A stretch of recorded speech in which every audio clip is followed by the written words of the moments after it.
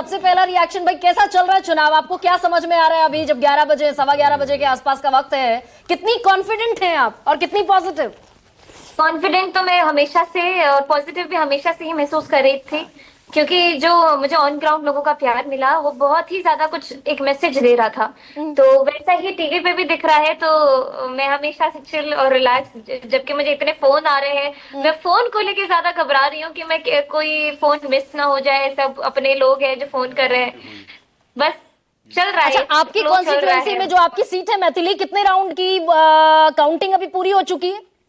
मैं भी फोन उठा नहीं पाई, मुझे अपडेट के लिए आ रहा है फोन। हाँ। आप लोग के टीवी से पता चल रहा है मुझको अभी फिलहाल।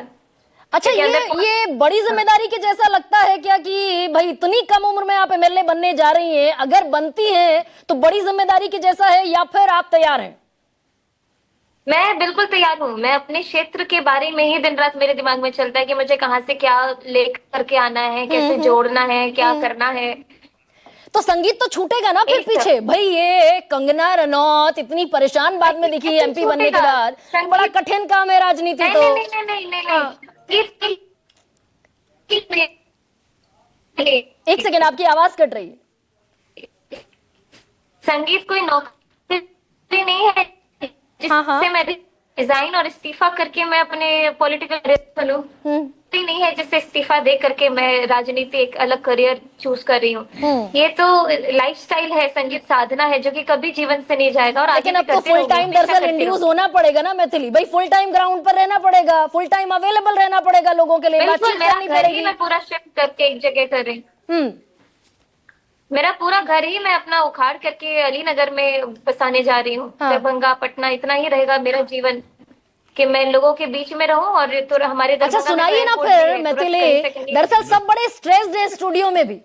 168 पर एनडीए। सुबह सुबह मैं ठाकुर का सोहर सुन रहा था, सुबह सुबह बजा मेरे इस पे। किस बात का है? मैं इनका सोहर सुनने के बाद दफ्तर के लिए निकला हूँ, तो इन्हीं को सुन के आ रहा हूँ मैं, बताइए। और ये लाइव भी सुकेश लाइव सुन भी जुड़ चुके गई। हैं, सुकेश सुन चुके हैं, लेकिन राजकिशोर हैं, शीतल जी हैं, राजीव हैं, सारे दर्शक भी हैं, तो सुनाइए जरा कुछ।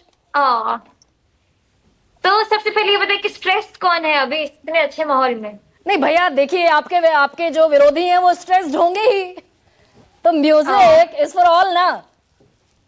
ओके, हाँ। सुनाइए। तो दादा जुग जुग जिया सुलला नवा भवनवा के भाग जागल हो ललना लाल हुई है कुलवा के दीपक मनवा में आस लागल हो ललना लाल हुई है कुलवा के दीपक मनवा में आस लागल हो।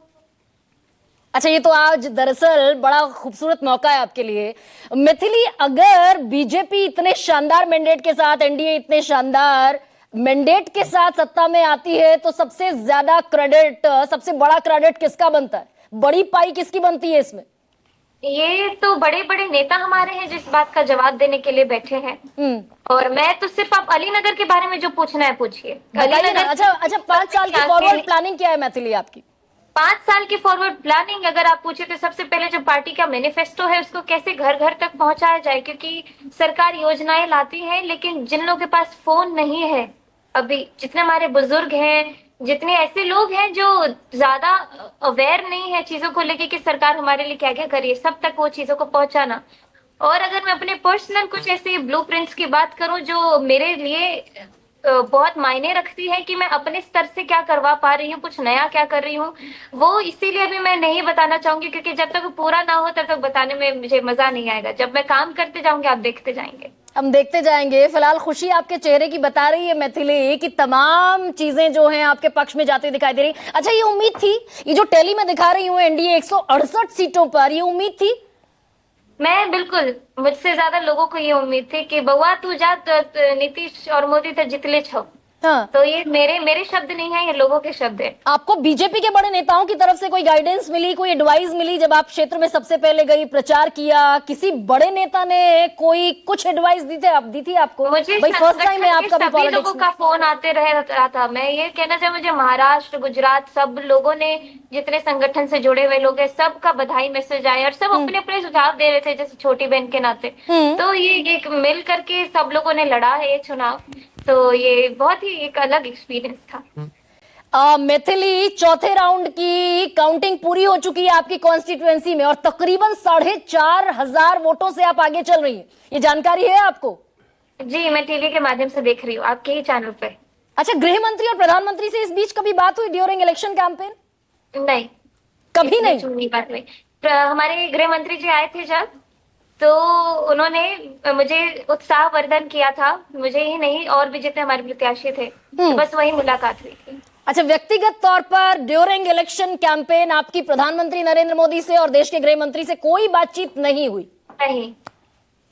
चलिए, तो बहुत बहुत शुभकामनाएं मैथिली, आपको बहुत बहुत शुभकामनाएं, और जीतेंगी तो फिर वापस आपसे बातचीत होगी। बहुत बहुत धन्यवाद।